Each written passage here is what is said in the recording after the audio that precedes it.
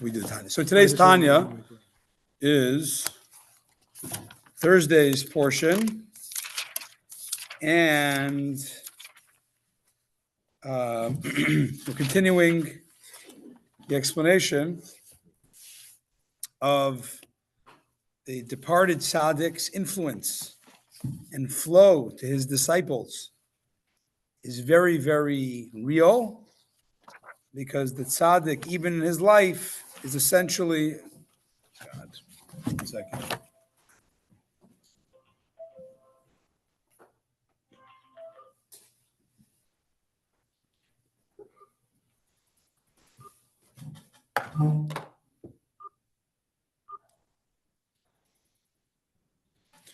All right.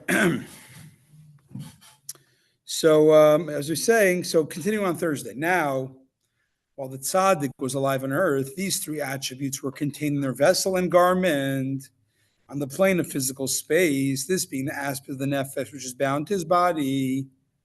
Right? So we said the tzaddik, we said yesterday, the main life. What do we, it's interesting. What do we call life for regular people? Us mere plebeians. Make a career, I don't know, have a family, whatever you want to say, right? Like whatever. The tzaddik's about one thing: experiencing and drawing down the awe, the love, and the faith of God into himself and herself, and from there, from the self to the world. Now, when the tzaddik, in other words, the soul identity is about love, awe, and faith. And that's the tzaddik's reality. Now, when the tzaddik's alive, we say it's in the body. And during his lifetime, his disciples all receive only a reflection of these attributes, an array from them. They radiate beyond this vessel.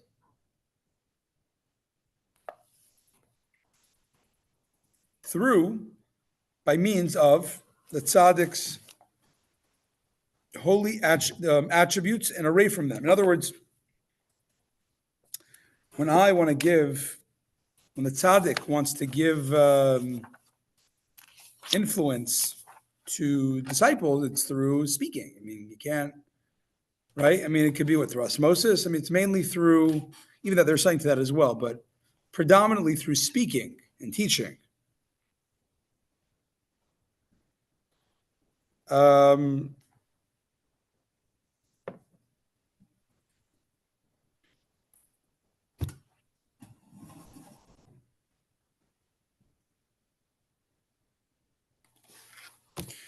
Okay, moving along.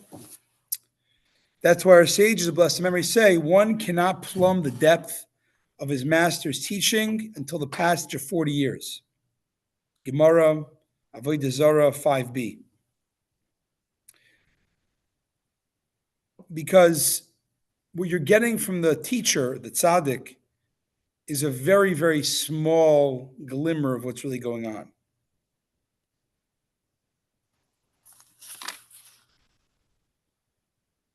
Right? For example, if I write you something, I write a letter to you, it's not as expressive as me speaking to you face to face.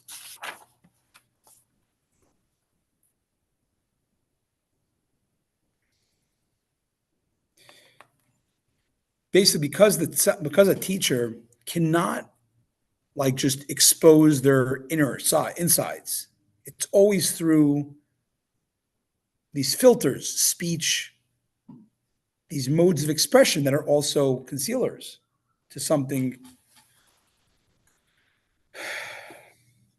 So instead of giving you the tzaddik or the teacher giving everything, is giving one small nugget. It takes 40 years, it says, till a student can really understand the insides of his teacher. But after the tzaddik's passing, since the nefesh, what's nefesh? Which part of the soul? The biological part, the part that animates the body, the one that's contained in the body 100%. It's expressed through the body, the battery pack aspect of the soul. It remains in the grave. That's very interesting. Even when the person's buried, the metaphysical battery pack, I think, the nefesh, still stays near the grave. Oh yeah, for a while. It goes up, right? In other words, this is actually very, very fascinating. That,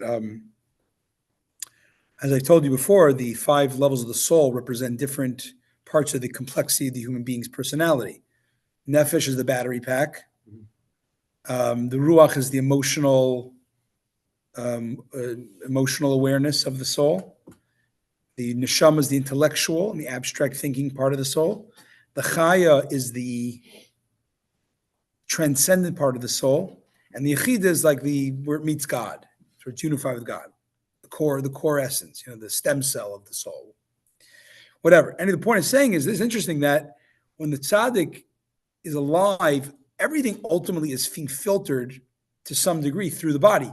Even the emotional capacity of the soul is we're getting a very small version of that, but it's going through the body, right? It's not like I could share my emotions with you, not through the body, not through, right? Either speech or present, whatever it is. But what happens when the person dies, the soul, the one that was literally there to give the battery pack, the nefesh to the body, that actually stays with the body. There's a little bit of soul near the body. How long? It sounds. I thought so too. Apparently, short time. Then it goes up. No. Apparently, it sounds like there's maybe there's parts of it, but a certain aspect of life force is even in the body when it's not alive, which is very interesting. Mm-hmm. I have to double check on that. But the emotional part, faith, love, awe, those go to a different realm. Those are not tethered to the body anymore. So, in other words, the ruach, the emotions of the tzaddik, they go up to the Garden of Eden. They go up to a different realm. Whoever is close to the tzaddik, him, can receive a part of his ruach, which is the Garden of Eden, an actual part of the very essence of these attributes, as opposed to a mere reflection. Meaning, it's kind of like not, through that face to face, but you're connected on an emotional level to your loved one, even if they're deceased. So what happens? Their emotions now are godly emotions in the Garden of Eden, or heaven, whatever you want to call it. And you're connected to that person. So you're going to get, like in a lifetime, I love you, you love me, right? Mm-hmm. It's much more, but it's very bodily. It's very human. But once the soul is now experiencing those emotions in a different level of reality, I'm still connected to that soul. So I'm going to get their booster, higher, their elevated level of emotions is going to have a certain. It's like I'm getting like a shortcut, so to speak, of getting godly emotions because I'm connected to a soul it's living in a world of godly emotions. Wow. Because the ruach of the tzaddik is not within a vessel nor in the plane of physical space, but in the Garden of Eden, which will now be explained, is found in the world as well. And this is a huge topic which I'd love to look into more, but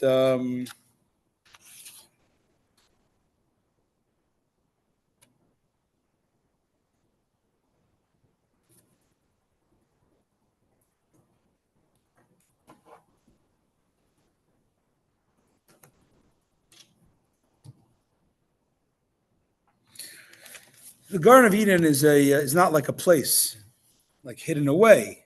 It's a spiritual realm. And in other words, it's right here, but just in a spiritual here. As is known, our sage of blessed memory said, our father Jacob, peace be to him, that the Garden of Eden entered with him. When he entered to be blessed by his father Yitzchak, it says Yitzchak felt the Garden of Eden. the scent of the Garden of Eden. That's on the clothes, right? I'm sorry? Isn't that on the clothes? Yeah, in the clothes, right. Likewise, as stated in Asara Mamarot, some spiritual book, that the atmosphere of the Garden of Eden envelops every individual. Wow. And this atmosphere in this atmosphere, it's kind of like an aura, maybe. I mean, I'm not exactly like some type of aura. It envelops every individual, and in this atmosphere, record all your good thoughts and utterances of Torah and divine worship. And this atmosphere, and likewise, in the contrary, heaven forfend, negative thoughts and utterances are recorded in the atmosphere from Gehenna, which envelops every individual when he engages in them.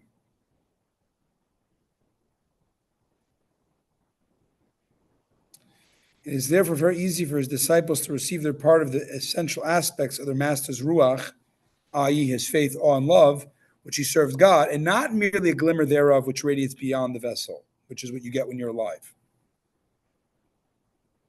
For the essential aspect of his ruach is raised elevation beyond elevation to become absorbed in his neshama.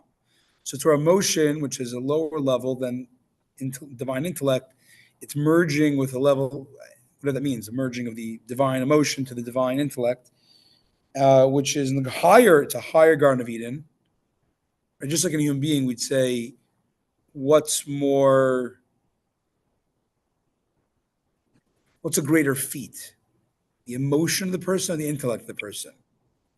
I mean, that can go either way, but I think intellect is a greater ability because animals have emotions. It's not like a unique to the human being versus human intellect is more sublime, much as I know. Makes sense. So there's a point where, what does it mean that the emotions go up? They're being merged. The emotions are like the lower Gan Eden. There's a term called the lower Gan Eden. There's the higher Gan Eden. It's different revelations of God. One is more like quote unquote emotion, a revelation of God. One's more of a divine intellect revelation. So it's going up to merge the lower to the higher, something like that. Now it is known that no holy entity is ever totally and utterly uprooted from its original place and level, even after it has reached the highest point. Holiness doesn't leave wherever it goes. Wherever it goes, it's always connected. Even if it goes to another place, there's a certain relationship that is still between the let's say, a lower realm. Pass the tissues, please. Thank you. Thus, it is this original aspect derived from the ruach of the tzaddik, remaining below in the lower Gan Eden, in its original place and level, which extends itself among its disciples, each one according to the level of his bond the closest to the tzaddik during his lifetime after his passing out of abounding love. Anything spiritual is elicited only by means of an abounding love.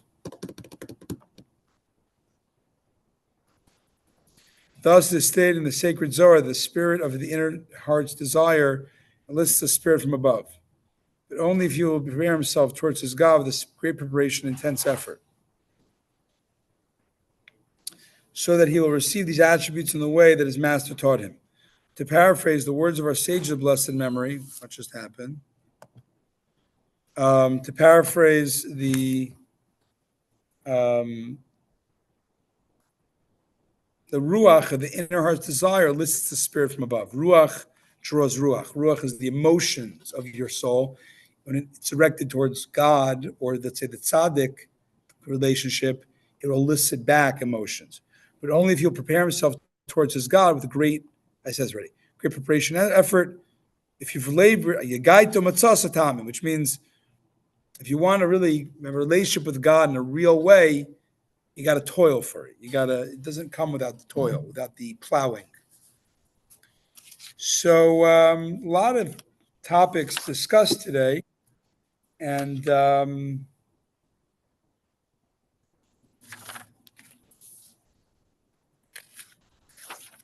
it says a lot of nuance here. What does that mean again? Like details.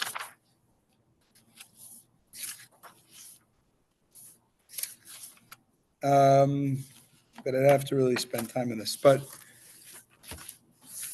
what do we get? What's the takeaways from today? Anybody?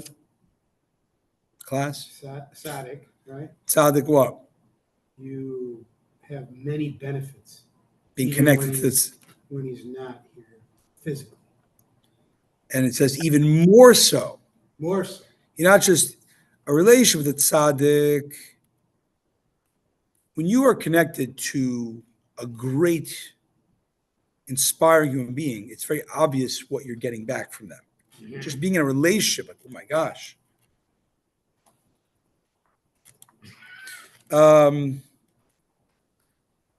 After they die, you might say, okay, it's very nice, but now they're in heaven and I'm here. It explains the mechanics, how it does not end. Because the tzaddik is divine inspiration, faith, emotions, and intellect. And in a way, the body has a time and place, but the lifetime, the body prevents full revealing of the tzaddik's true self. It's always through nuggets of words and the like. When the body is no longer in the way, you might say, well, it's a catch-22. Like the body's a concealer, but it's also like it's a revealer, like any clothes. You close yourself to express yourself, and you hide yourself at the same time. So you're like, I'd like to take what I can get. I prefer when the tzaddik's alive. So you say this gets into, can you have a revelation without the physical? Can you have a revelation, a real revelation to self without the physical interface? I've arrived. Sure. Right? But Hashem's a bit cosmic. Let's talk. Do you understand what I'm saying? So we relate to Hashem without a physical body. We don't have it, and we still have a relationship with him. Good point. There's a lot of depth you're saying, but let's take the tzaddik because it's a little easier to. Okay. The answer is yes, you could have a relationship.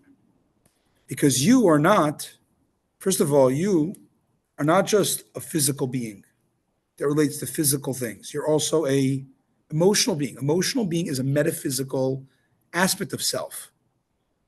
You are let's say emotion. Emotion is a metaphysical aspect of your day-to-day personality, and it's not physical, right? What is love? Can I really show you what love is? I can talk about it. I can give symptoms of it. It's really a different plane of existence that we live in every day. And so that's just a starting point of you are no longer just a sophisticated animal, meaty animal, but you're actually you're a metaphysical being on a day-to-day basis. And once you can appreciate that, you can appreciate that the tzaddik's metaphysical, emotional life is way, it's also metaphysical, but it's more than just metaphysical. It's like it's subsumed in God. Wow. And the fact is, when you still love the deceased, you feel those feelings, you're still communicating on a metaphysical telephone. And that's pretty much what I think. That's what I take away. It's more of a sophisticated understanding of who you are, at least one huge aspect, your metaphysical, emotional self. Another point he says is that it's not like, well, when the tzaddik was hiding himself in a body, limiting himself, being limited by, and gave a tiny bit of, relatable emotion, then I could relate to the emotion. But now he's like, basking in the emotions, the awe and love of the heavenly throne. But I can't relate to that. It says, yes, you can. Because holiness never leaves even its lowest point. Wow. If it was somewhere, it's very holistic, this whole thing.